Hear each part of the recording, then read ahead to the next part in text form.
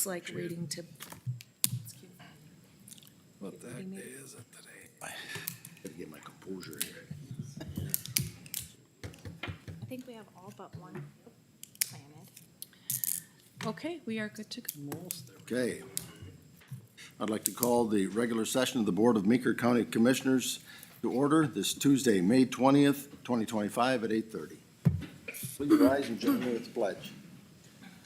I pledge allegiance to the flag of the United States of America and to the republic for which it stands, one nation, under God, indivisible, with liberty and justice for all.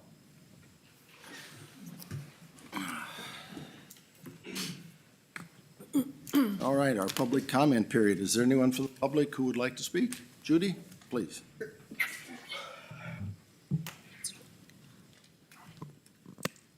Judy Halterstrom, and I am with the Litchfield Mentorship Program.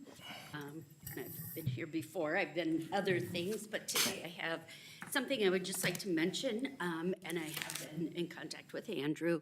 I will come back sometime to give an update on the wonderful support, financial support from the county. So we'll do that. But today, I want to recognize one of your colleagues, Paul Johnson. Last week, I awarded him with an award that the Litchfield Area Mentorship Program, it's something new. We have chosen 8 individuals in our community that light the way for LAMP. And Paul has been a wonderful go-get-em supporter and financial supporter of our program. And so he is one of those individuals. Also, we are challenging him to help us with some fundraising. So if anyone is interested in, probably if all of you remember the jail and bail kind of concept of fundraising, we've kind of put Paul in that position. And so if you would like to help support him and in turn supporting the Litchfield Area Mentorship Program, feel free to do. So you're gonna lock him up? Well, we've decided we're not locking Oh, anyone darn. up because they're such wonderful individuals. So is the pay to lock him up or to? Well, No. yeah, maybe that would That could be it. make a If he can difference. raise that, Right. we'll lock him up. I have supporters back here. They can help with that. I brought our Working out well entourage for here you to today at all, help. is it? I was gonna, Yeah. I'll give the lamp, but I got just some cup holder change I can. Okay, put toward- that's right. And if you don't support Paul, please give to Lamp. How about that? I'm going to leave you some brochures, and then Andrew and I will work out a time for me to come back and give you an update on what Lamp is doing. So thank you very much, Paul, for all you've done for Lamp. Thank you. Appreciate it. Job. Nice job. LAMP has always been very important to me. Growing up, I was about 6 years old. My best friend across the street lost his father. 2 doors down, he lost his father. A block and a half away, he lost his father. And so my dad kind of became their dad too. Yeah. So a lot of the things we did as a group. And when I got involved with LAMP and saw the things that they do, and I had to be a part of it. It's a great organization. Very, very pleased to be a part of that, so. All right, thank you, Judy. Moving on, board meeting agenda. Andrew, is there any additions? or Not today, corrections? Mr. Chair. Okay, Mr. Chair, I'd move the agenda as presented. okay, I have a motion by Commissioner Schmidt, second. I'll second. Second by Commissioner Van Ord. Any discussion? Hearing none, all those in favor say aye. Aye. Opposed, same sign, motion carries. Andrew, if you'd run the consent agenda, please. Yes, we have the approval of the May 6th board meeting minutes, approval of the Health and Human Services County and Hospital Accounts Payable, approval of a reappointment to the Sauk River Watershed District Board of Managers, and approval of a quote for Exact Vision Security Camera Servers. That is the consent agenda. Are there any questions on the consent agenda, or is any one of the items a member wishes to have moved to the? Mr. Chair, I just a comment on the Sauk River watershed. Scott Klatt is reapplied there and I appreciate it. for those of you who don't know, Sauk River watershed only covers just a sliver of northern Meeker County. And it's difficult to find folks to serve on that board because there isn't a very big pool to choose from. So Scott has offered to take it for another term. He's gonna start his third term. He's done a really, really good job, so I appreciate him reapplying and having an opportunity to serve again. And I'm fortunate because North Fork, we had a good candidate, a good volunteer to step in there for retirement, so both of my watershed districts up there, I think, are well covered. And I appreciate that service there. Any questions? Any other questions? If not, I would entertain a motion to approve the consent agenda as presented. I'll make a motion to approve the consent agenda as presented. Motion by Commissioner Olberg. Is there a second? Second. Second by Commissioner Samke. Any further discussion? Hearing none. All those in favor say aye. Aye. Same sign. Motion carries. Mary Ellen and Tyler.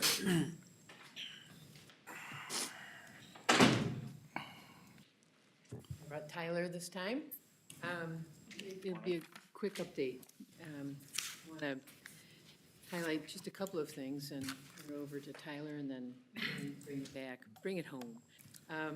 First of all, last week was nationally recognized as Hospital Week. It's been a tradition for decades. And we celebrated in Meeker County with our organization and had just a wonderful week of celebrations. And I urge you to sign up on Facebook and watch what's happening at the hospital. The energy and the caring and the compassion that's being generated. I think we're very lucky to be working with this organization.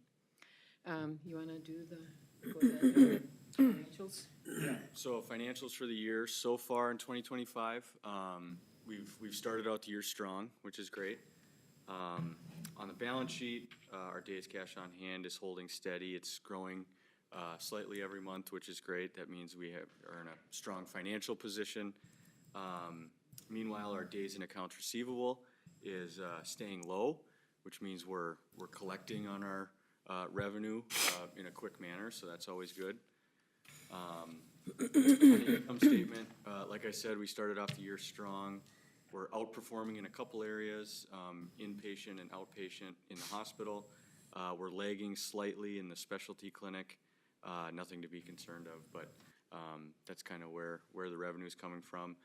Expenses, we're under budget on expenses so far this year. This is most likely going to normalize over the next few months, but nonetheless, a very, very good way to start the year. And so we have an operating margin through February of 13.9%. That's all I got. Questions of Mary Ellen or Tyler? That's a great margin, so. It is. That is really good. Yes, it's a nice way to start the year. It will, more than likely, we'll see it come down and normalize. Yep. I did want to highlight a couple of things. We've started the pharmacy relocation project, and that's underway. We did pass an inspection by the air of our skin, whatever the saying is, on Friday with our older, and I appreciate that everyone came and saw the condition of our facility. Doesn't negate the great care that's being provided, but we do need to upgrade our facilities. So the pharmacy project is underway. We also are in the process of finalizing what the cost would be for the new facility. We've got some financing discussions underway, working with Andrew and others, exploring what would be feasible from what can we afford, and then how can we best finance the building project. And we're conducting right now tonight, we're hosting a gathering of neighbors to talk about the potential of vacating Lockerbie. We're going through that process. It's sort of a chicken and an egg situation. We need that to know that we can vacate Lockerbie before we can really move forward with the project. So we have to pursue this. And so we're working with the city. We're doing, the traffic study has come back and the parking study has come back with very positive results. So now it's a matter of getting the planning and zoning and the city to sign off on the plans. But we want to involve our neighbors, and we want to be a good neighbor and make sure that their needs are being met as well. So to try to be as least disruptive as possible for them. And then we hope this summer to have a firm amount, what the cost will be.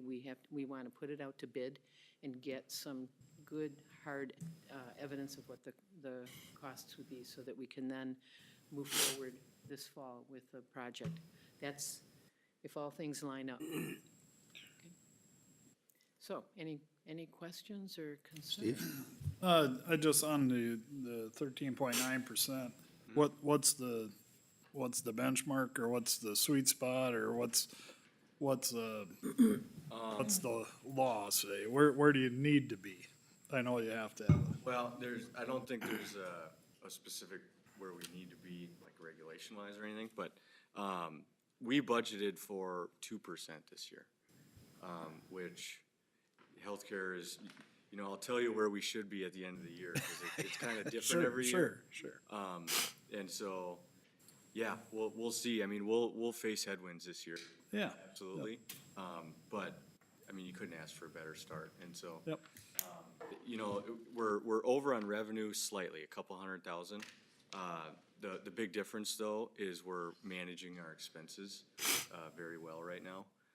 And so as we go throughout the year, we've already had a couple things that are break-fix items. Now we have to replace them, things like that. Sure.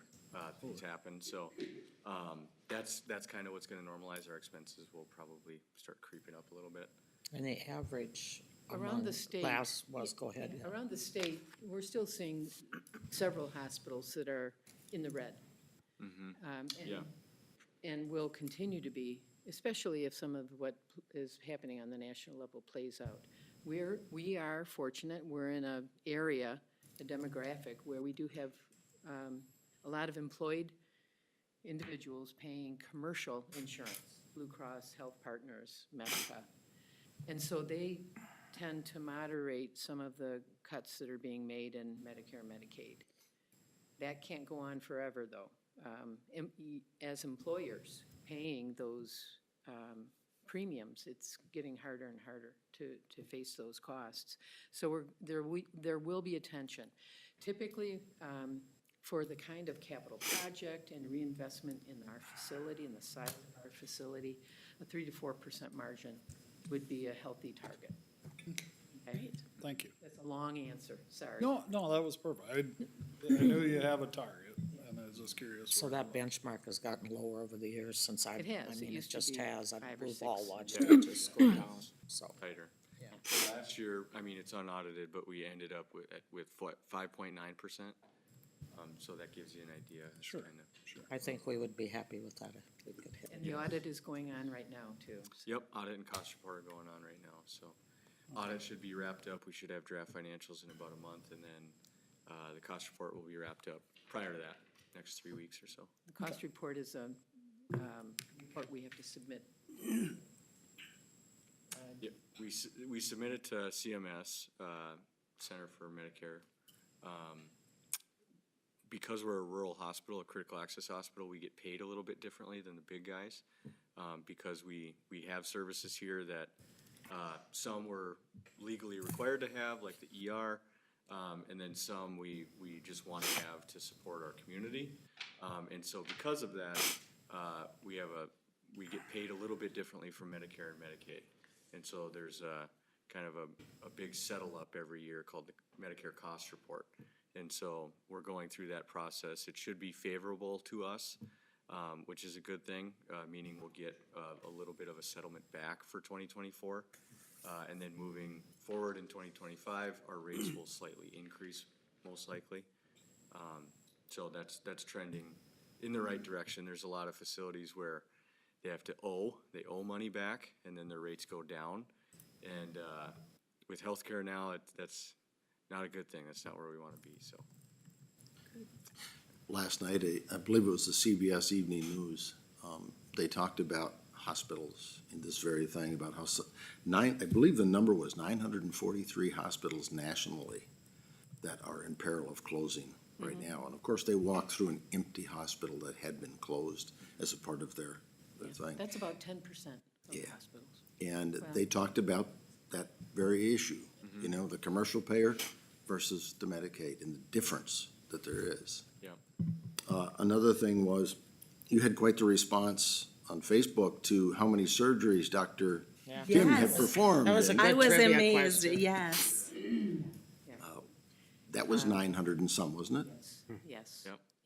Yes, we are extremely fortunate, and we're recognizing, he's been in our community for a long time, and he and Dr. Deb, shoot, I almost forgot, and thank you.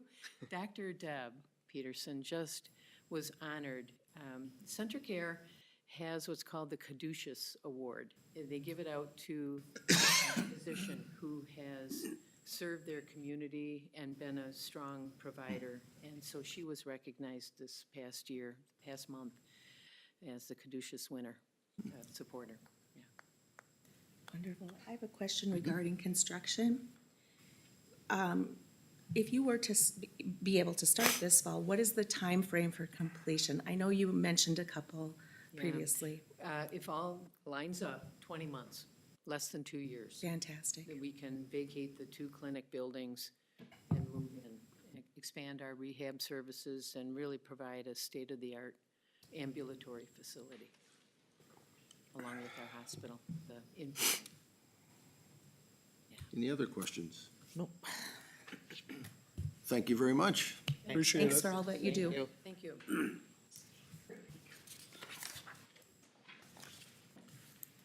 Greg?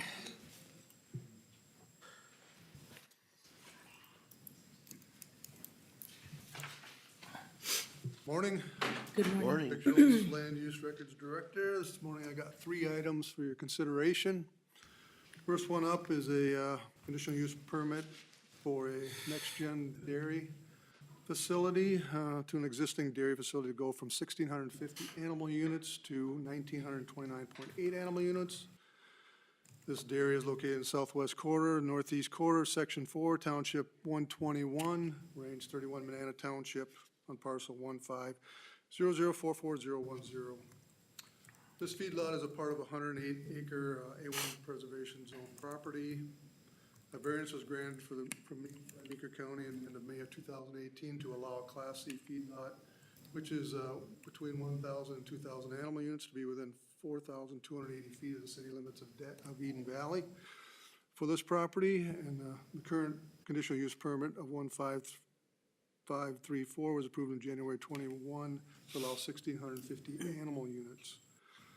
So, and then in 2024, another conditional use permit was issued for this site to allow a biodigester on site.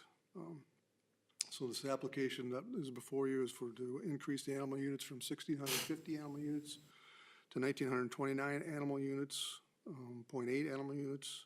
And also with this increase in animal units, they're gonna be expanding on 2 of the buildings. You'll see highlighted in red there. On the north building addition will be a 60 by 108-foot addition. And on the south barn on the map there, they're gonna have 2 additions. And they'll both be 60 by, one will be 60 by 108. It'll go towards the road, and then the back side, the east side of the property, it'll be 138 by 108-foot expansion on there. This proposed expansion does not increase on the encroachment previously approved for the variance, and it'll be within the existing feedlot area currently used, and manure and everything else will be able to use the existing lagoon. That will have to be expanded as well for this property, so. Will not. Will you said. not. Yeah, they just expanded that. They expanded that Last- back in 18 when they went Yeah. from up to 1650. Yep, 21 actually, so. Questions for Greg? There was, it appeared from the hearing summary, nobody was there with any objection or anything to the. Yes, Steve. Mr. Chair, I obviously very familiar with this facility just outside of town. They went through a lot 25 years ago to get this going, they, received a lot of opposition because of proximity to the city, but they've been good neighbors to the city and, work well. They do a good job. The area is always well kept and clean and maintained. They do a professional job is what I should say. And, I talked to them before and after the meeting just to make sure they were happy with the way everything went. As far as through planning and zoning, they had no concerns, so they were appreciative. It's kind of evident when no community members show up to object to it, that Yeah. obviously they're running a good site, so. So with that, Mr. Chair, I'll move to approve a conditional use permit 16588 for a 1,929.8 animal unit feedlot with building expansions in the southwest quarter of the northeast quarter of Section 4, Township 121, Range 31, in Manana Township with the conditions. Commissioner Schmidt has made a motion. Is there a second? I'll second. Seconded by Commissioner Van Ort. Is there any further discussion? Hearing none, all those in favor say aye. Aye. Opposed, same sign. Motion carries.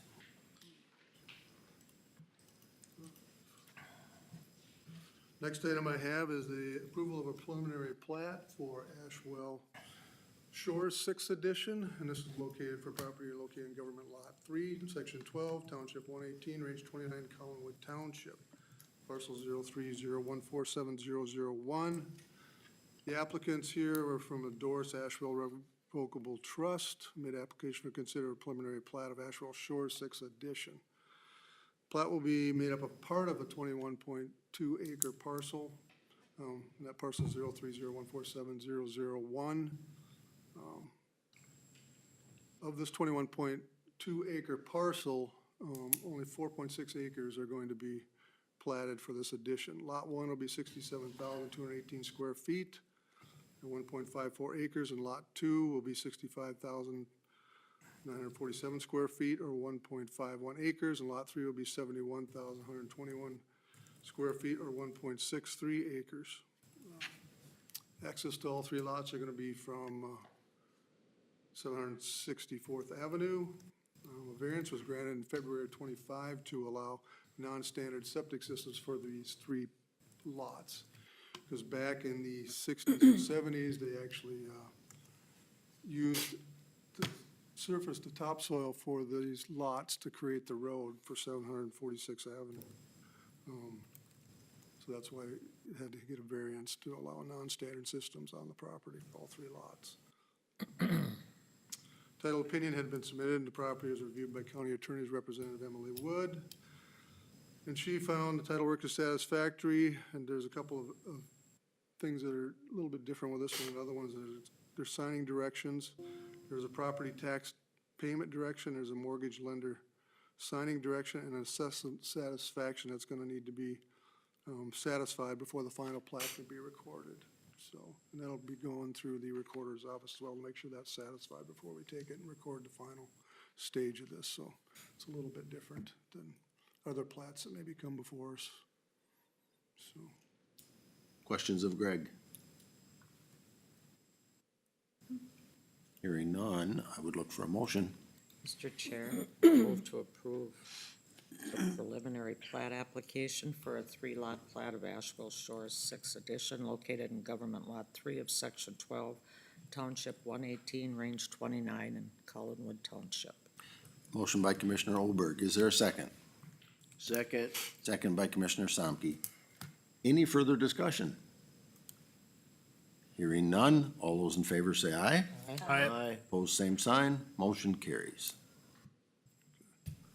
Next one I have is the final plat of Bayside Estate, and this one here is, the preliminary plat was approved in this, project in April of 2020, last April 2025. Since the preliminary preliminary plat approval, nothing has changed with the final plat. Lot 1 will be 80,169 square feet, and Lot 2 will be 125,055 square feet. These are, originally these were platted on as Lake Francis Views, Lot 4, Block 1 in 2021. Access from Lot 1 have been given approval by Kingston Township. under the December 2024 meeting, and access for Lot 2 has been established since the 1980s when the shed was placed on the property. So that opinion on this plat has been reviewed again by County Attorney's Representative Emily Wood. Comment from Attorney Wood on April 1st, 2025, found title work is satisfactory with direction for signatures from the owners of State Bank of Cold Spring since they hold the mortgage for when the final plat is recorded, so. Questions for Greg? Hearing no questions, I would entertain a motion. Mr. Chair, I move to approve the final plat application for a two-lot plat of Bayside Estate located in Government Lot 1 of Section 11, Township 120, Range 29, in Kingston Township. Motion by Commissioner Samke, is there a second? I'll second. Second by Commissioner Van Ort. Is there any further discussion? Hearing none, all those in favor say aye. Aye. Opposed, same sign. Motion carries. Thank you, Greg. Thanks, Greg. By the way, Greg, I'm in the office today if you need for a while. What time? After I leave here, I'll be up there for an hour or two. Thank you. Sorry, that was other business, but. Not this one. No charge. Oh, thank you. Appreciate your efficiency. Let's get Thank things you. all done. Good morning. Morning. My name is Daniel. I'm a public health educator working in the Meeker County Public Health Unit. I'm here for the approval of suicide prevention grant spending. So we at the Meeker County Public Health, we received a grant in 2023, a $400,000 grant, which is $100,000 for the next 4 years up to 2027. And they gave us this grant money to help reduce or prevent suicide within Meeker County. And one of the things that we're planning on doing is to set up 3 billboards here at Meeker County. The exact location is not guaranteed because it's available they'll be given to us based on availability. But right now we have Litchfield, Darwin, and Grove City as a potential place where these 3 billboards will be placed. And the aim of this billboard is to raise awareness about suicide and to provide a crisis lifeline, which is the 988, whereby people can call and receive the immediate help they need. And that same 988 number can also direct them to the police or to Woodland Center, which is a mobile crisis lifeline for people here in Meeker County. The MPH approved a budget of $15,800, but when I reached out to Lamar, which is a local vendor for billboards here in Meeker County, they gave us a quote of $15,150. So that's it. Questions of Daniel? Question would be, is this to create a new billboard or to rent space on an existing billboard? So from what I understand is to rent space on an existing billboard here. Okay, because thank we you. already have that availability, yes. Okay, It's your standard contract for any billboard rental. okay. Which includes, if I'm reading, the vinyl displays, the whole Yep. 9 yards. And this is the 1 year? 1 year. Yes, For 1 year. 1 year, 3 billboards. yes. Yes. Yep, that's what I'm reading it here. And they're sharp-looking billboards, you know? I mean, we discussed this in our last suicide prevention meeting and so forth. So this should draw good awareness. So there will be a resource on the billboard, a call number, call this number. Yes. Okay, and that would go to a local landline or person locally, or Yes. cell phone? Yes, so there will be 988. It's a national suicide and crisis lifeline. And how the process works is that when you call this number, they will provide the help you need, but if it's something serious, then they will direct you to a local landline for crisis lifeline. And for Meeker County, that is Woodland Center. And Woodland Center is also our partner in the Suicide Prevention Coalition. Yes. Thank you. Steve, did you have a question? You were doing this, I was No. just wondering, oh, Move okay. to approve a contract with Lamar for 3 billboards created and installed in Meeker County in the amount not to exceed 15,800.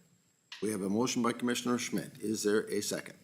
I'll second. Second by Commissioner Olberg. Any further discussion? Hearing none. All those in favor say aye. Aye. Opposed, same sign. Motion carries. Thank you. Thanks.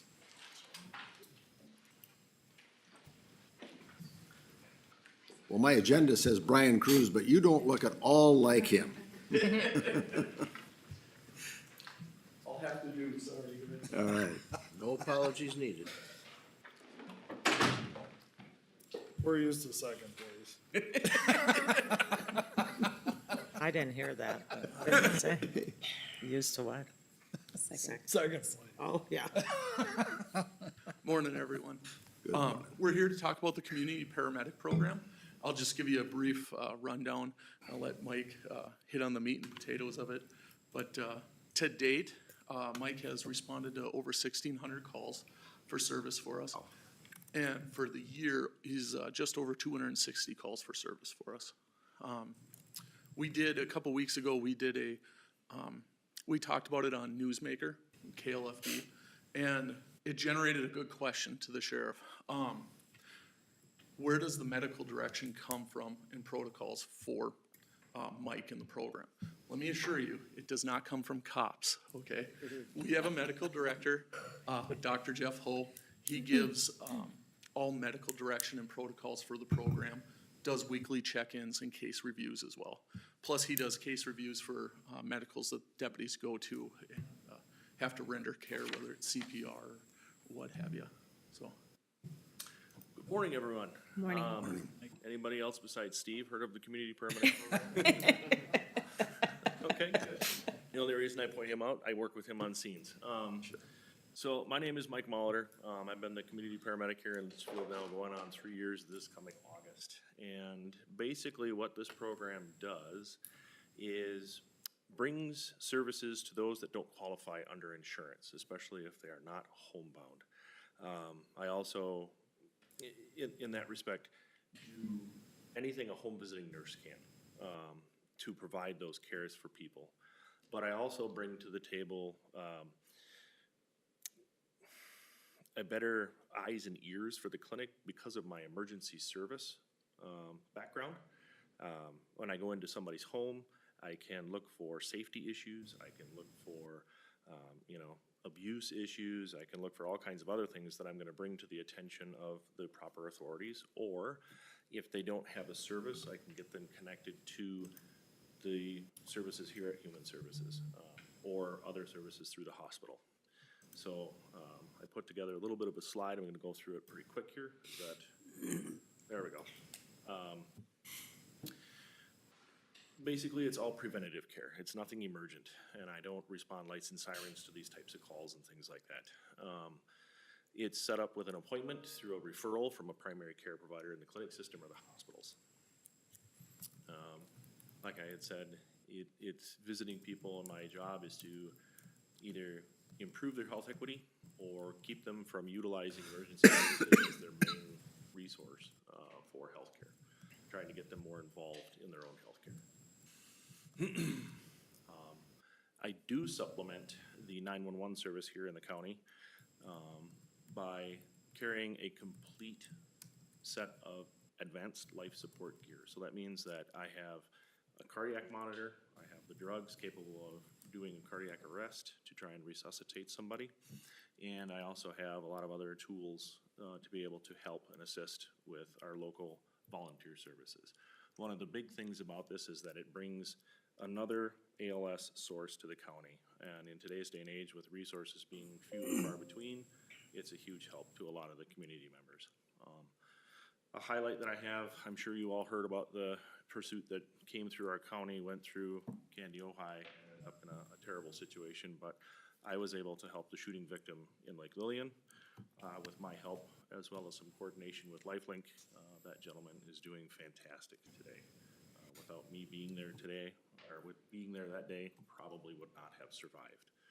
So it goes to show that the asset of having the ability to follow behind law enforcement and be staged, ready to go when there is a large incident like that is a huge asset.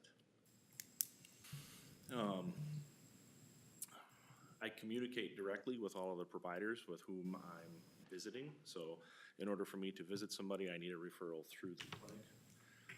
My medical director can act as the initial provider, but eventually they have to be connected with a primary care provider at a clinic. And if that can't happen or they choose not to happen, I have to discontinue seeing them. Some of the things, like I said, were the wellness visits. I really specialize in people with diabetes, congestive heart failure, COPD, long-term chronic illnesses, and education and helping manage their medicines so that they don't end up in the hospital or having Steve.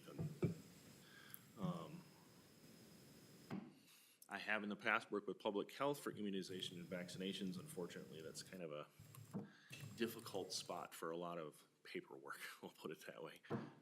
But there are certain cases that they can't get in, they need somebody to go give it to them, I can do that. I collect lab specimens, the medication management, filling pill minders to help people who have difficulty with remembering to take their medicines. That has shown to be a huge asset for a lot of people in keeping them out of the clinic and out of the hospital.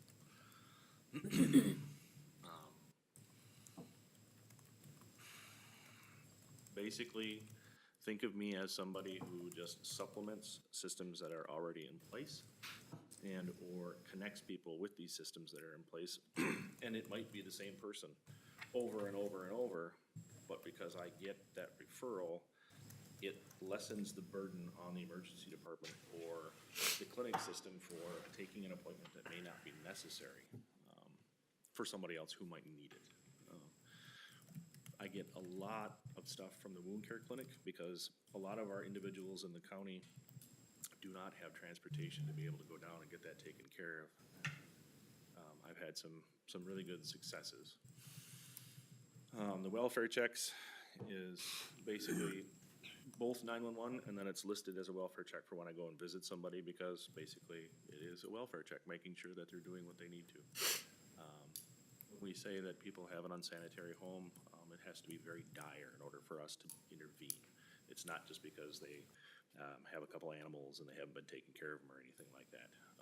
It is very dire when we need to do something. However, I have worked with individuals, I've been able to get resources for them to be able to help clean up and feel better about that.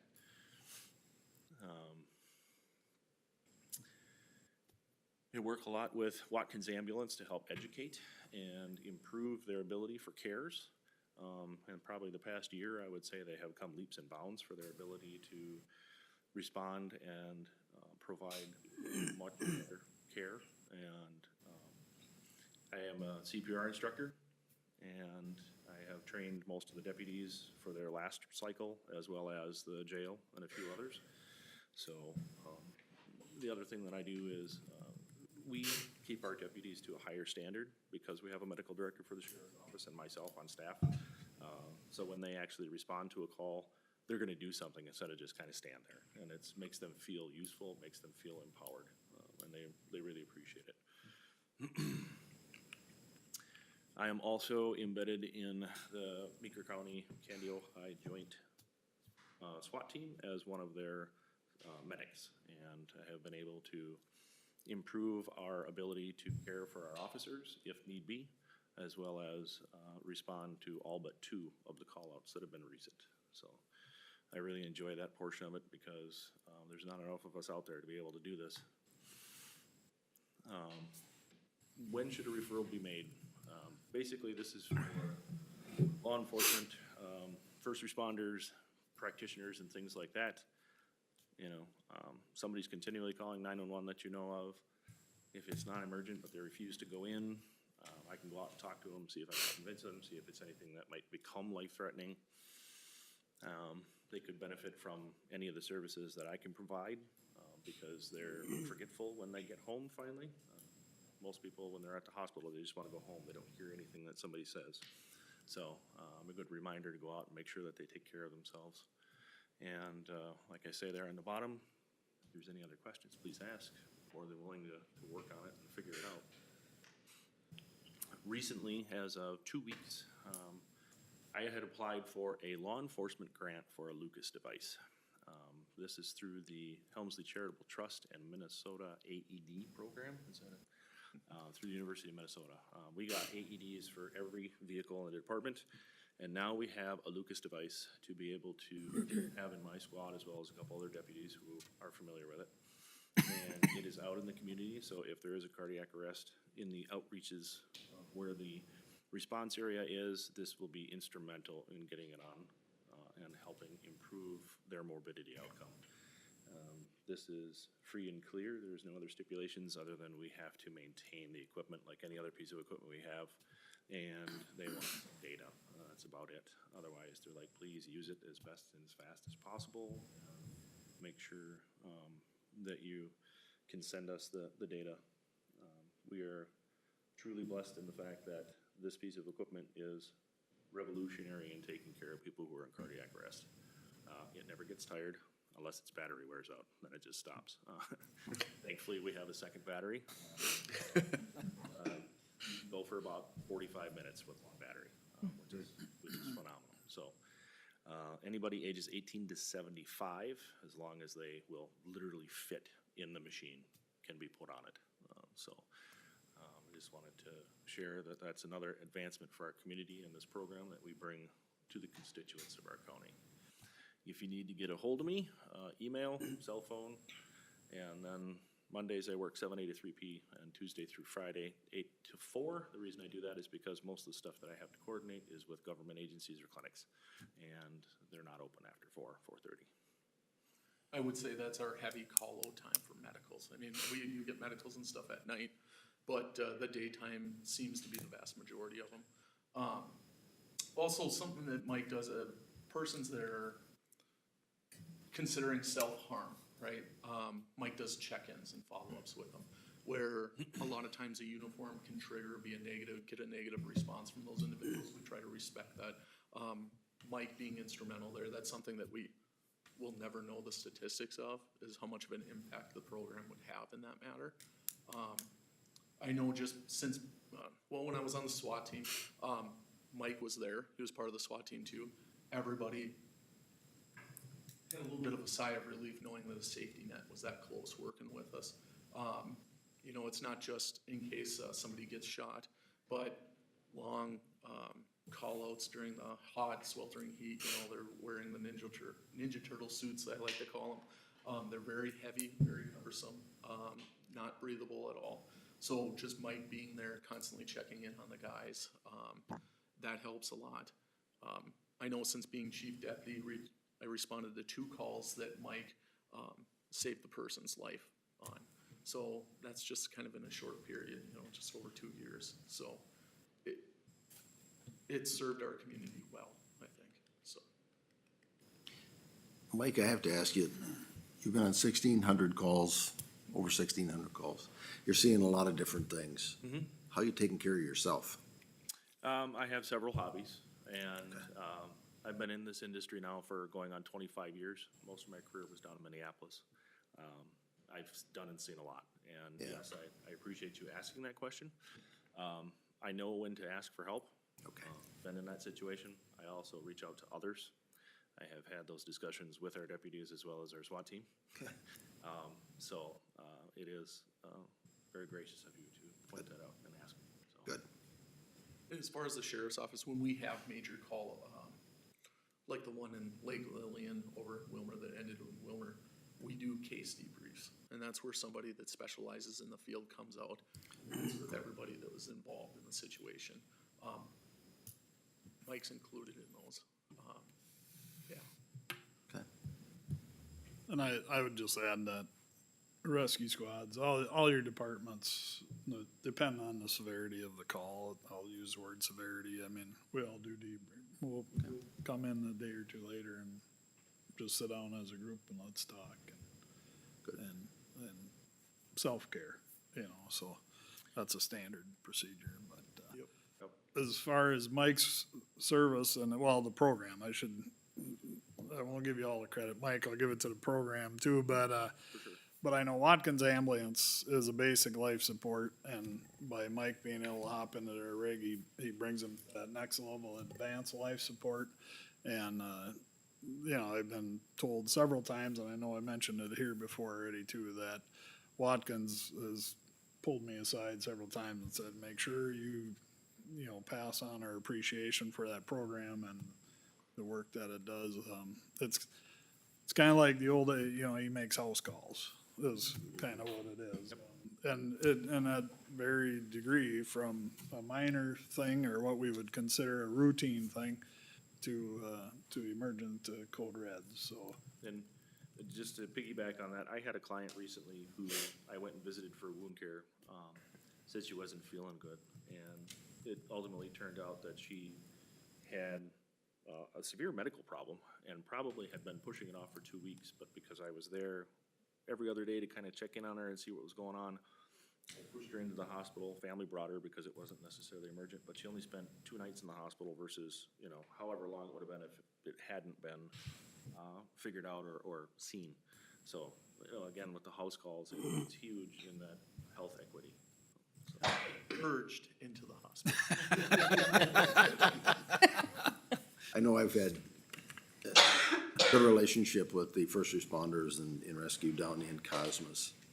Kind of their proximity makes it unique for them for any type, because they're all BLS, correct? There's no, yeah.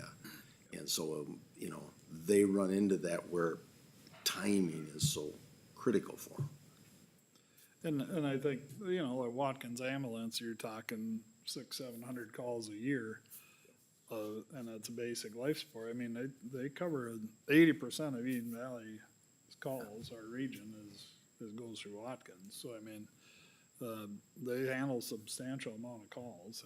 And I do, how many BLS's ambulance service? Is it Cosmos and Watkins? Is that Yep. 2? Just Okay, two. I didn't know Just the 2. other one. They Okay. cover the top third and the bottom third, and Mayo has the middle. Oh, So it's a great program, and yeah, it's, very good. we need 2 of you. I mean, It'd be nice. you know, we do, seriously, it's. Yeah. So, just a couple of things for you guys to read if you want. There's some letters here. This one is from a client that wanted to, express her thanks. I just, you know, when I'm seeing my clients, I talk to them about what I do, what's going on, so I have to go in front of you guys, and she's like, oh, so, I don't know if you guys can read that or if it's on your computer, unless you want me to read it out loud. Realizing it's pretty small, I'll Send it to clip us. it and send it to the board. Okay. Thank And you. then there's 2 more from practitioners after this that have really utilized me quite a bit and are quite available to them, so. The support from the hospital's been really great here lately. It's helped a lot. Yeah, they're really tiny, so I didn't know how big they were gonna be. Well, we certainly thank you for all that you do. 1,600 calls.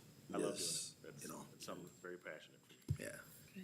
Mr. Chair, I've got a question. Yeah. You talk about, you know, self-harm, you get calls for, you know, people who are in a Yep. difficult situation, whatever it might be. So what kind of demographics are you looking at in terms of that? I'm just thinking about I mean, we have a passion for suicide prevention. We just talked about our billboards and the grants and that. And I'm just wondering, who do you see typically when they're in a situation that's, So I see 2 ends of the spectrum. I see the 911 side when they're in crisis and the police have been notified by somebody else that, you know, somebody's saying, I wanna kill myself, I'm gonna cut myself. I'm also gonna co-respond to talk with that person. I have some specific training for that, Minnesota Institute of Crisis. It was a 40-hour class that I went through and it's invaluable.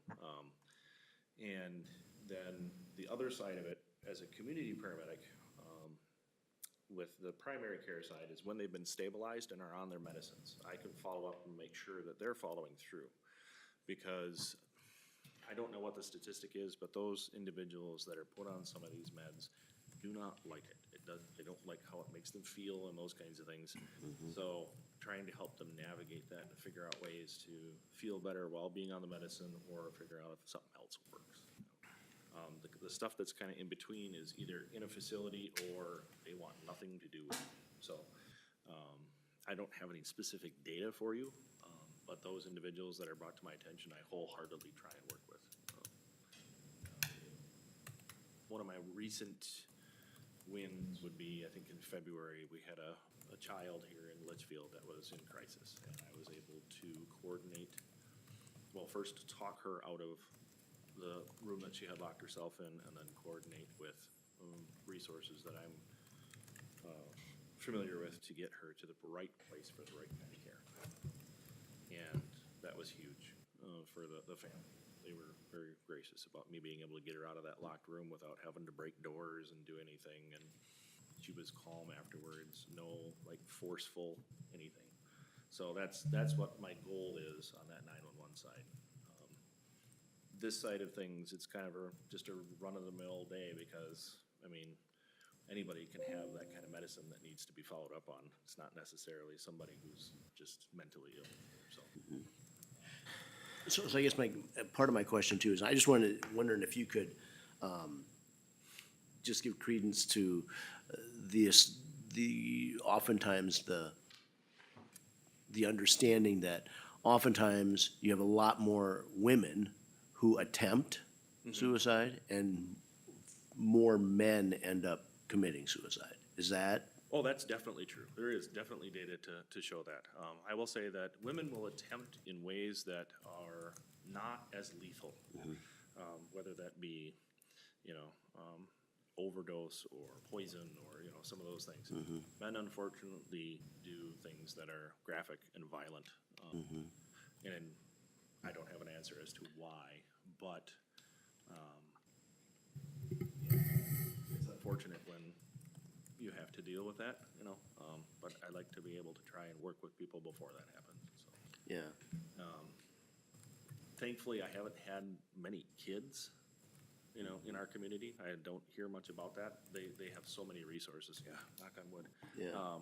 that are available to them, as well as through the state for that kind of stuff, so. So I'm just curious. Yep. This machine goes from, what age can you use it on, to 75? 18. 18 to 75, so You got a couple of somebody's years left. 76. No, I don't. Well, What happens to me? Oh, she missed the, you're gonna need to see your ID. Beth. You'll think I look 50, probably. I was gonna say 42, but. Okay, thank you. Those are the guidelines that are given out by manufacturer. If you meet the criteria, it fits over you, the way that the piston is placed, there's no reason that we can't.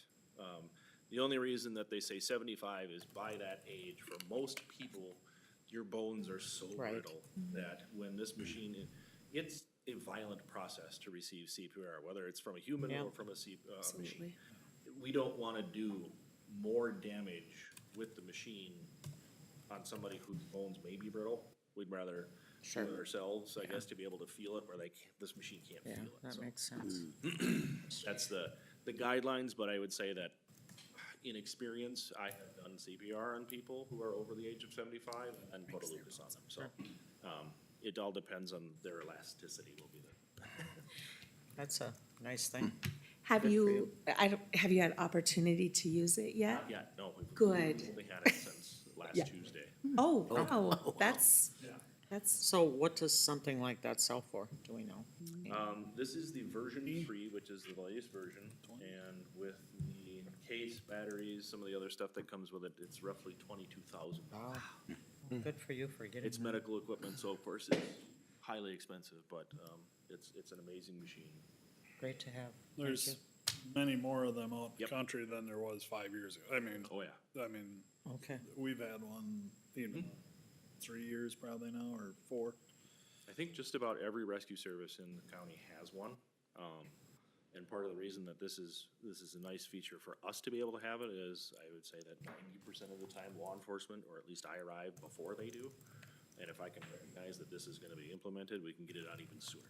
So Right. it's not to say that theirs isn't gonna be worth it or not used, but, this is just another tool in our belt. Good. great. Any other questions? Well, I want to thank you guys for coming, for what you do, and Thank you Yeah. for what you do. Never felt safer here. I feel like I'm going to jail, though. I'm worried. Beth is getting towards the fringe. Starting to notice a lot of things. Would you Andrew. like to talk to someone? I may have to. All right, real quick item for you today. So, as you know, we've been working with David Drown Associates over the past couple of years. And right now we're in year 2 of a 3-year contract with them to evaluate 1/3 of our job descriptions every single year. And as part of that, they also evaluate all of our positions as the wages compared to the market. They have done the market work already, and the county's process has been for any position where the top or the bottom of the range falls below 90% of the market average, we then take a look and see at making some sort of an adjustment on those positions. One of the positions that was identified is the finance director position, was currently the county treasurer position, which, as you know, we are currently recruiting for with Sharon's pending retirement in August. Typically, we would bring these, any classification changes to the board as part of the budget process, and then we would have them be effective on January 1st. However, because of the fact that we are currently recruiting for this position and frankly have not had qualified applicants come through, we, as a class and compensation committee, met and had a discussion about moving the time frame of that adjustment up. We've done this before. We did this with public health nurses a few years ago to address recruiting challenges that we were having with that position. So it's kind of following along with those processes. So the recommendation is that the position move from the D61 scale to the D71 scale. And what that would do is it would bring it to the base of the range to 101% of the market average and the top to 98% of the market average. So basically at market average. That scale currently includes the assessor and IT director positions. The pay range for that scale is $43.94 per hour to $59.05 per hour. So that is the recommendation. I'm available for any questions. Any questions? So my question, and I apologize, I missed the meeting, I was out of town, but, so when we advertise, are we advertising for a certain degree or? Yeah, we are, one of the requirements of the position is that they have a bachelor's degree in ideally accounting, but business administration, public administration, other related fields. The CPA is preferred, but is not required. Okay. So ultimately, we want someone with accounting experience because that's the primary role of this position. Any other questions? Look for a motion. I'll move to approve reclassification of the finance director to the D71 scale. Motion by Commissioner Olberg. Is there a second? Go ahead. I will second that, Mr. Chair. Okay, second by Commissioner Schmidt. Any further discussion? Hearing none, all those in favor say aye. Aye. Opposed, same sign. Motion carries. All right, for my report, as I'm sure you're probably aware, the legislative session last night ended without many of the budget bills being completed. June 30th is the deadline for the state budget, and if state crosses that threshold without a budget in place, then there would be a government shutdown. Our hope is that the legislature gets their work done in as expeditious of a manner as possible, because the longer it takes for them to do their work, the more challenging it becomes for us to do our budgeting work, because so much of what we need to be concerned about coming into the next fiscal year is based on what the legislature is doing. So we'll continue to keep an eye on that. There was a lengthy email from AMC this morning that went through a number of highlights from the legislative session. So when you have the time, I would recommend that. Next week on Tuesday, we are gonna have a work session. We have 4 items that are on there. MCIT is gonna come and do their annual update. When we did the statewide affordable housing money contribution to the project for Habitat for Humanity, the board had asked for Habitat to come in and give a presentation on the work that they do, how they select their clients. And so they're gonna come and do that for us at the work session. We're also gonna have a conversation about our ditch inspector program and our currently expired lease with Litchfield Police Department. As a reminder, we also have our strategic planning session next Thursday for the board and all of the department heads. It'll be at the hospital, starting at 8:30 in the morning. We're in the basement conference room where we had our work session last month. We're gonna be posting that as a special work session because we're gonna have a quorum of the board there.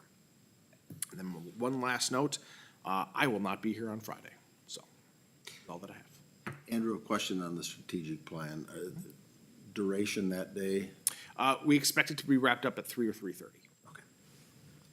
So that's on the 29th. That is On the 29th, Thursday, the 29th, At the hospital, did you at the say? hospital. Okay, We were for, Yep. okay. There'll be some refreshments, there'll be lunch there. It'll be a very healthy lunch because we're eating at the hospital. Wonderful. Exactly. All right, well, thank you, Andrew. On to our Commissioners Committee updates, and today we'll start with Darren. Yeah, the day after, on the 7th, I was at I did a county surveying 101 web thing, because I was like, I need to kind of have an idea of how this all works and what it all is, and I gotta be honest, it was interesting, and there was a lot there, but I'm still at a little bit of a confusion as to why they're not able to just do a lot of this with GPS and figuring out, but, and a lot of it's physical, because you're trying to pull up these monuments and a lot with that, but it was, yeah, I was a little surprised that we didn't get into more technological kinds of issues in that, but again, it was 101, and they were still using, a lot of acronyms that I asked about during this, during it, and they were like, oh, that's a good question. But anyway, I think there's some, Was that an AMC? yes, I think it Like was. one of the- Yeah, it was the AMC one. If I can jump in real quick, you might not be aware, we were successful in receiving a grant from the Minnesota IT Geospatial Unit, I think that's what it's called. And we got $300,000 to update section corners in all of Dassel Township and half of Collin Township. And so we've been working with North Star Surveying on that for the past year. And as part of that, what they're doing is they're identifying the physical location of those monuments, replacing the monuments if they need to be replaced for the corners, and then attaching them with the geolocations for GPS. So that in the future, people won't have to, it'll be easier for people to be able to locate, is the idea. Yeah, I mean, obviously, there's gonna have to be like an interim step Yes. to get from the current physical realities of surveying to the technological GPS-oriented things, because it seems to me that's really what the crux of the area is now, is that a lot of their surveying and it's the physical, this is where these boundaries are. And the physical representation of those boundaries. So anyway, it was interesting though, you know, because I didn't really know much about it, but it was helpful. I had talked to Doug a while ago, and he told me he's got a very small portion of our county done so far, right? Yeah, so we're talking about certified section corners, which there's a whole certification process, and it gets recorded with the recorder's office, and we're gonna put them into GIS so that the public has access to this information to know exactly where these corners are at. Histories that are included, all of that. So we have, part of the reason why we were successful in getting the money that we did is because we have very few certified section corners across the county. I don't remember off the top of my head how many it was, but when we complete this project, we will for sure have a township and a half done. So we don't have full townships. One township.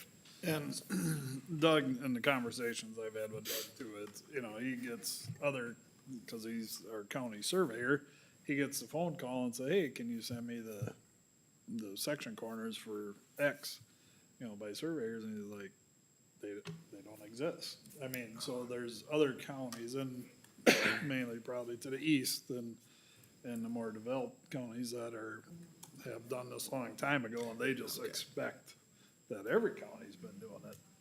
But, and I don't, by no means are we the only county that hasn't completed it, but it's a process, and it's a lengthy process. And 4 years ago, my first trip to anything with AMC. They were talking about section corners way back then and grants and so forth. And So, there's literally still, nail in the tree type Yep. section corner things that are out there that they have to go virtually find and reestablish that section corner. So One of their pictures that they it's show there. as a part of it is where they have literally had to dig up a road to find the post underneath the corner underneath, so, So. yeah, sorry to interrupt. So that was it, no, it was all good.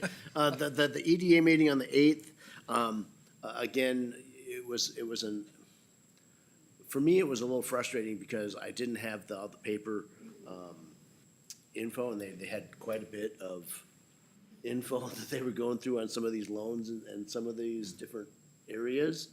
And I spent a lot of time trying to find out where they were, well, I just couldn't keep up, because it was like embarrassing. Just like, they know what they're doing. Now, you weren't at that one, right? I was at Were this you at last that, one. the last one? Was On the, were you there on the 8th? I was there. You were there, oh, that's right. The one before I missed. Yeah, so did I. Oh. And I think that's why I was partially lost, because I don't think either one of us were there. But anyway, so Steve will report on any of the EDA things that I missed while searching for where they were. Do you not get a packet, Darren, or?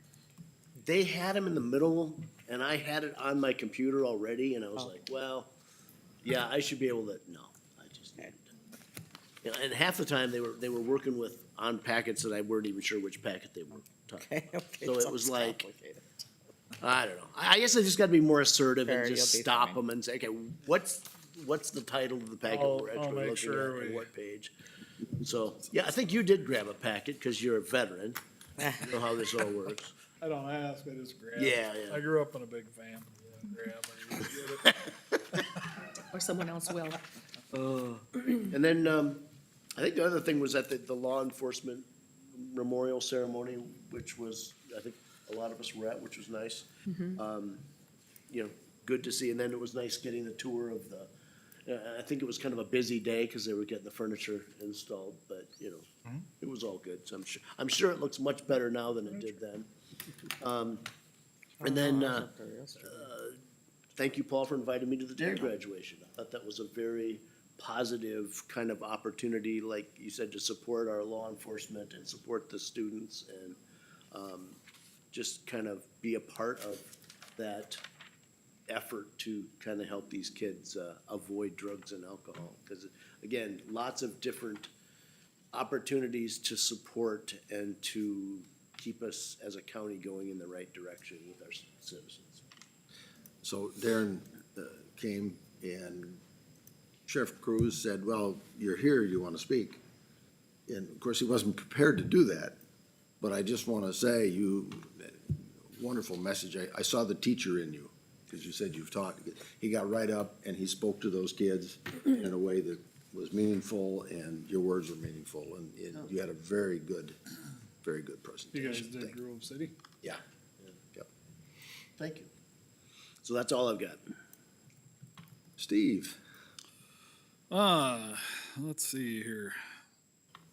Well, we, on the 7th, had a DOC meeting at noon, with Brandy and our sheriff's department and several other key players in the room, and, Willie Swanson from DOC, and I think actually these quarterly meetings, they are quarterly, right? I think they seem to be, I think it works quite well to keep the continuity and involvement going, so just a good meeting. I think it just, I won't say there's a lot of dynamic things going on them, but I think it's a great check-in to make sure that head off problems before they happen. I think it seems to be working well. We had class and comp meeting on the 9th, talk about the financial director reclassification. EDA meeting was on the 8th, sorry about that. Yeah, we just, what did we do? We renewed some grants and, Yeah. and some loans, but basically talked about loan structure, dollars that we have out, different things like that, so it'll take a little while, but it definitely make sure you get Get the it. information. I mean, don't be bashful that way, or it'll take longer. Yeah. to get you Yeah, right. And speaking of finances, on the twelfth, on the twelfth at 9 AM, the legislative update from Matt Hilgert and the staff at AMC, and then at 1:30 we had our final finance meeting, of the finance committee of the AMC. And we basically, out of the first two meetings, we came up on the county dues formula, and I had mentioned that we kind of used the benchmark of the county program aid to dial in them numbers, and we came up with, Ryan Erdman did a lot of work, and Janine, and came up with three proposals, kind of to show where everybody was at. And for Meeker County, of the three proposals, there was only a $200 range in there, and almost every, I shouldn't say every county, but the bulk of the counties were kind of in that same boat. So, to me, it kind of self-identified that, we're really close to a good benchmark using the CPA formula. So that's what we're gonna use going forward. So we'll be looking at probably, I think Meeker will probably be around $900 this year of an increase on county dues formula. And that is down, we cut that down last year. I think that our increase was about, well, it was $2,000 or 10%, I think. Yeah, I would have to look back. On Whichever was greater, but they projected this year to be about 8%. And, it's a kind of a 2-year, cause we hadn't done anything in a while. And it's gonna be 5, based off of 5%. So it'll be, we backed off that 8%. And then on, Wednesday night, Thursday, Friday, went down, we had AMC Futures, but also you probably seen the call to action to go down to state capitol, so we were down there Thursday morning, and there was plenty of placards and signs floating around the capitol that day. That was the day that the posse caucus got a little upset with the governor's, press conference and the global targets that both the House and Senate came out with. We had a good meeting. There was, I would say, 50 to 60 of us commissioners that went to the Capitol and basically hung out in front of the Senate chamber and the House chamber and pulled over any legislative leader we could find and gave them our numbers. I had some talking points from Andrew that I basically handed out as many of us, our legislators, as I could. Don Gilman is, Representative Don Gilman from Dassel is gonna be a key player. She sits on the House, Finance Committee, Health and Human Services Finance Committee. That's gonna be a key player in some of these health and human services cost shifts that are being proposed, and there, there's still, what comes out of it is there's a lot of balls in the air yet in this juggling act at the end. I think they've, like Andrew said, I didn't get a chance to read the email yet today, but I think there's still a lot of balls in the air yet. Plenty of balls. And, all of them in the air. There's talk in the press conferences about being done before Memorial Day. I'll believe it when I see it. 1-day special session. I think there's too much, disagreement probably for that to be a reality. I believe AMC did there, I think it's Wednesday morning, 9:00 will be the next legislative date, from Hilgert and staff. So, stay tuned. Can I ask, do they record those at all? Cause I looked at it after the fact, cause I wanted to, It came out, was it yesterday or day before? The legislative update. You click on, you register for it, and then it'll go right in your calendar. okay. Well, I knew I wasn't able to be in it, cause I had Okay. a work meeting, and it was like, well, I'll just look and see if I can, I don't- watch I the doubt recording. I of it, don't but they know if didn't they're, have I don't any. think they're recorded. I wasn't able to. It's an hour long. It's about an hour. Well, there's one tomorrow too. Yep. You had to register for that one too, correct? Yes. Tomorrow, yeah, Wednesday morning. Yeah. 9:00. Yes. That's one. Oh, that's one you're referring to. I thought you meant, okay. Sorry. Sorry about that. Yeah, I maybe said something different too, but I meant that. This week, the 18th to the 24th is EMS week, so it's good to have, Mike Molitor and Bill in for that. Other than that, the rest of this week seems to be relatively quiet. I did receive a letter from Senator Andrew Lang here just thanking me for, I've been sending out emails and complaining about cost shifts enough that people are getting sick of me. And, so he sent me a letter and letting me know that yes, I'm aware, so. Other than that, I think, yeah, like I said, there's quite a bit of dust to settle yet, so. And I feel like I'm forgetting something, but I have no idea what it is right now. Beth? Okay, what did I have? Paul and I had CHB. Brent Nelson was there and did a presentation on quality improvement, I believe, and where data comes from, et cetera. We did some okayed some policy changes, just minor things. I guess the big news was that they received a 2-year grant for innovation. They're calling innovation grant dollars. Is that what it was called? It's really to check efficiency. To check efficiency for $346,000. So For how many employees do we have? that was, came to a vote, and it was a split vote, but they will be accepting the grant. Their COVID dollars, I think they said came back, didn't they, Paul? Yeah, but Lost them it's for a been while, going and they're back and forth. So, that was about that. That was CHB, and then I had Woodland, corporate compliance.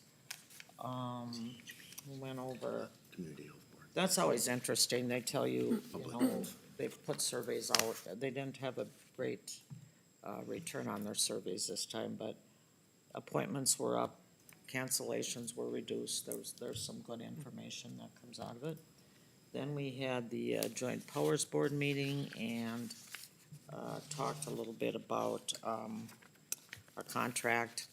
We're gonna, of course, there's a lot of talk about that, as with everyone else, so they're gonna be meeting again with social service directors, and we'll discuss that some more at our next board meeting. And then I also had executive hospital meeting, and I believe we talked about the same things that I don't have to repeat them, about the budget, or about the income statement, the building addition. They're gonna try to start getting some better pricing on that. Did Yesterday, go ahead. On the hospital, and forgive me if I missed it or they said it, do they kinda have a date in mind when they wanna start a project, or is? No, because they They got a don't lot of have- things to get done. they have a first. lot Yeah. of things. You wanna talk Like, about balls in Mary the Ellen air. said today, It's got a lot of them in the air. if they don't if they can't get permission to close locker B, we have to look at a whole different, so no. Okay. And- I was just curious Yeah, if they had a so. target. Yeah, she's gonna they're redoing some contracts. We're also going through an IT assessment, which could certainly, we don't know what will happen with that. Centricare's helping with that. Yesterday, I had the annual, law library meeting with Brandy and, Judge Beckman, Mandy, and, Rebecca Rue, and somebody was on from probation. Court administration, Court administration. Katie Block. We do that every year, just go over the status of the law library. You can put in here if you want to, Brandy, just what we're gonna provide down there.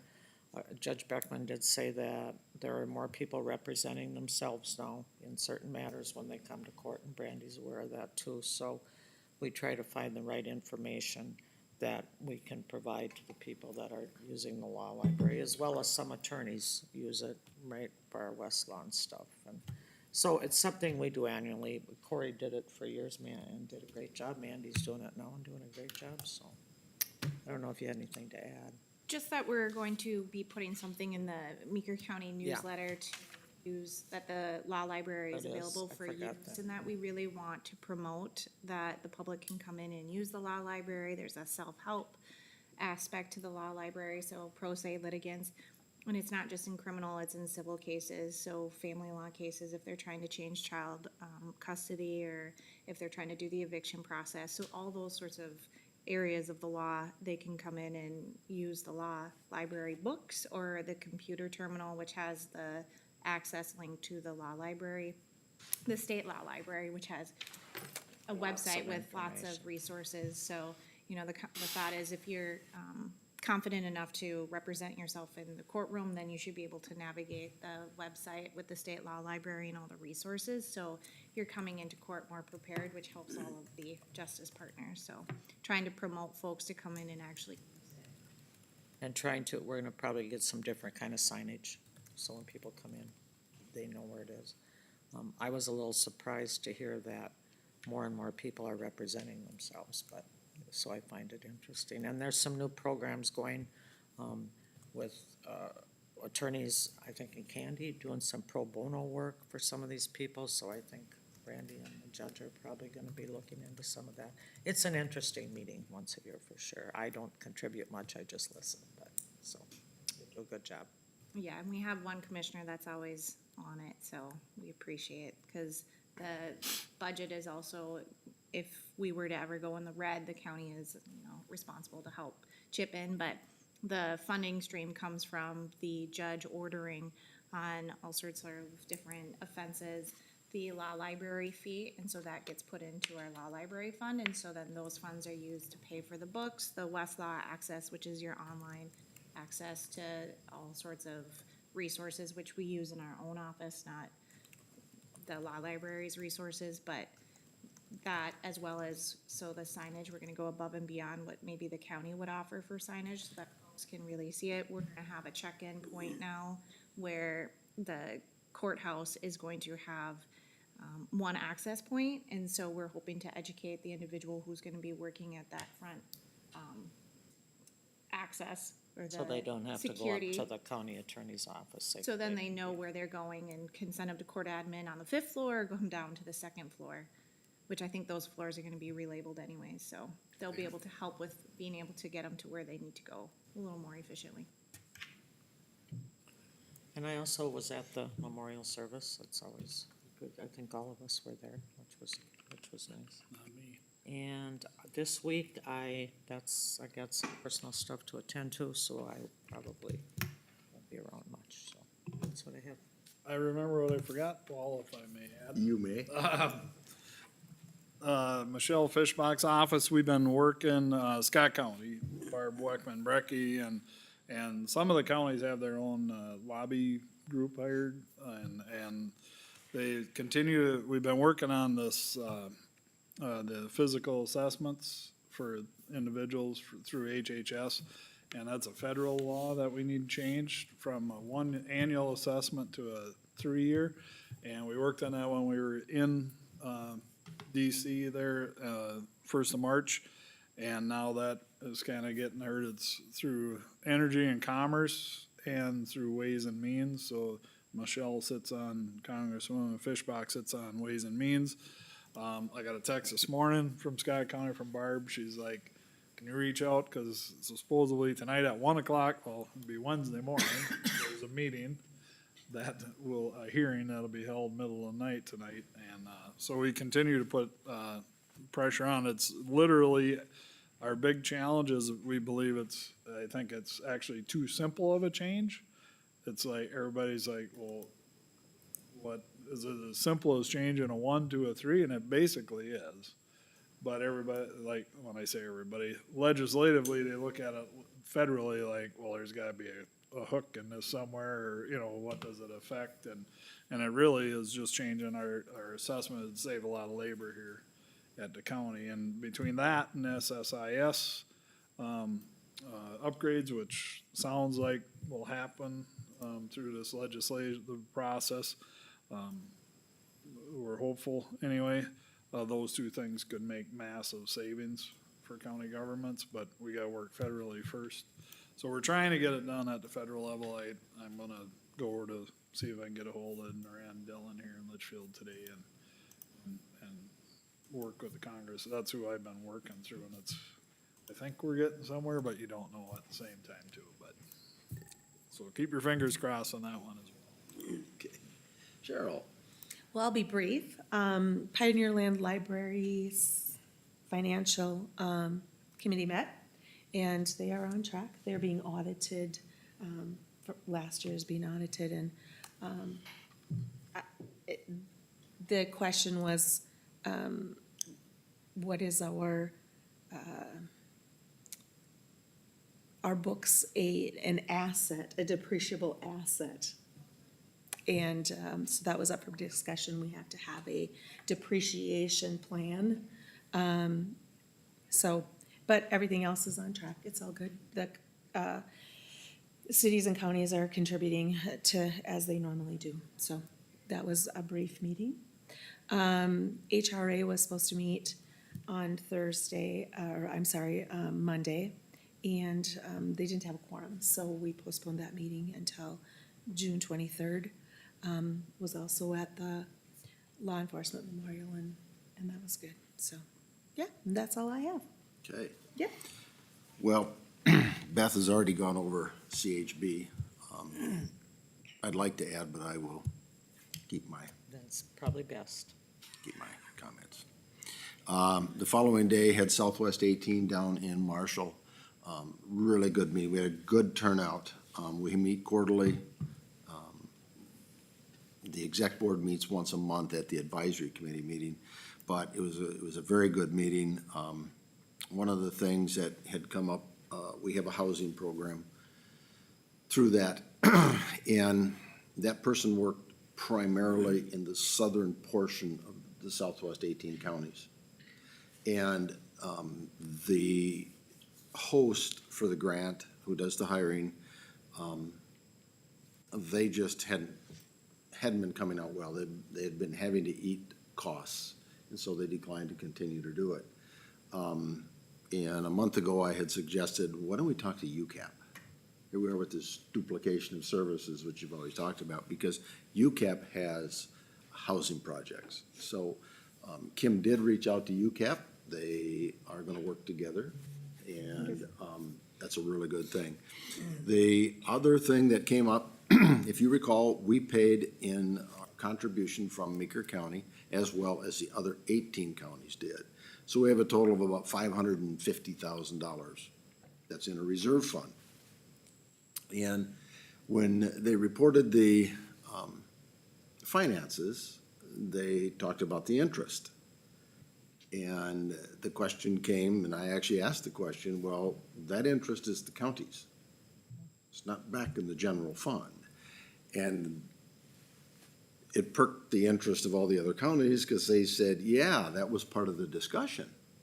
Interest on this money was gonna be put back in the fund with, in case it ever disbands, it goes back to the counties. It's spread equally amongst the counties. It was $4,000 for the first quarter, so we're talking $16,000 a year. So to memorialize it, we did a motion stating that that money would be tracked separately and not used for anything other than to be added to the fund of the counties that paid in for that fund that we have for expenses. So we did that, we passed it, and now it's memorialized in the minutes so that the $4,000 a quarter of interest is gonna go where it belongs and be tracked. So I was really pleased about that, but So that's 4,000 total, right? for one quarter. For one quarter. A split between how many? 18, 18 yeah. counties, so it's not, But you know, if we're it's not huge, but. $16,000 a year, and if No, we're I there agree. 5 years from now, how It much is. is that added to It's that good fund? to So, memorialize it for sure.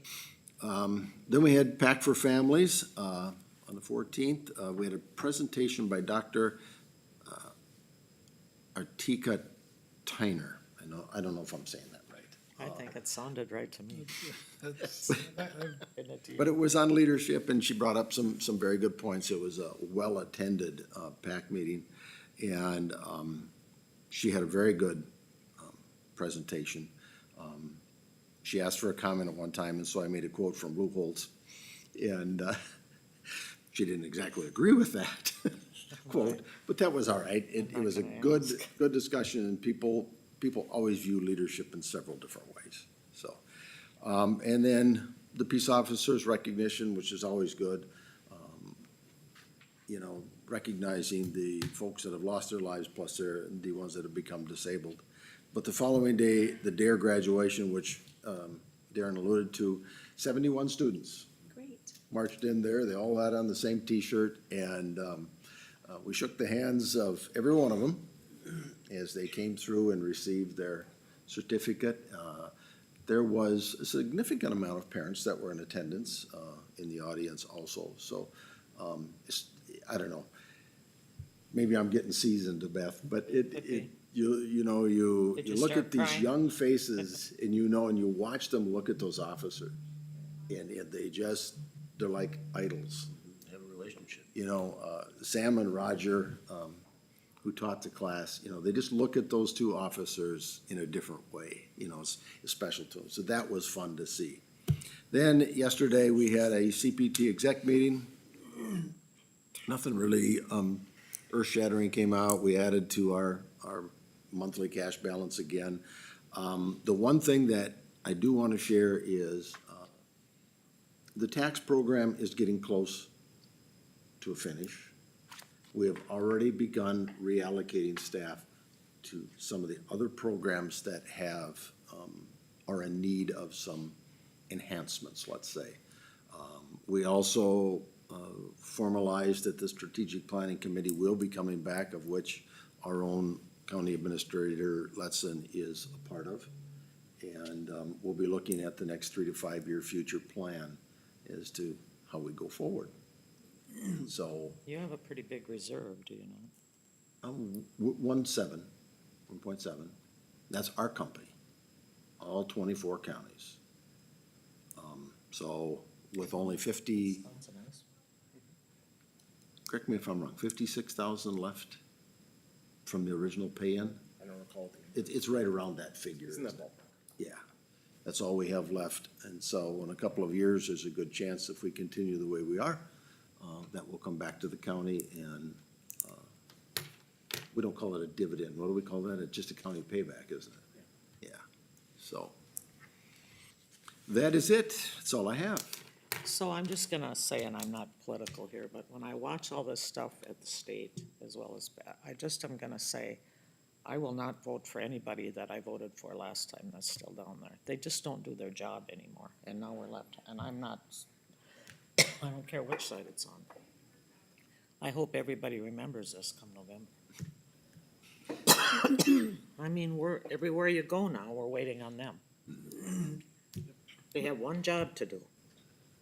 I think they're extremely divisive, as is the rest of It's society. just, And it's hard to come to so, a yeah, but agreement they there. do this every year. If it's not that, it's one big omnibus bill, and you don't know what's in it. Let's throw it all together.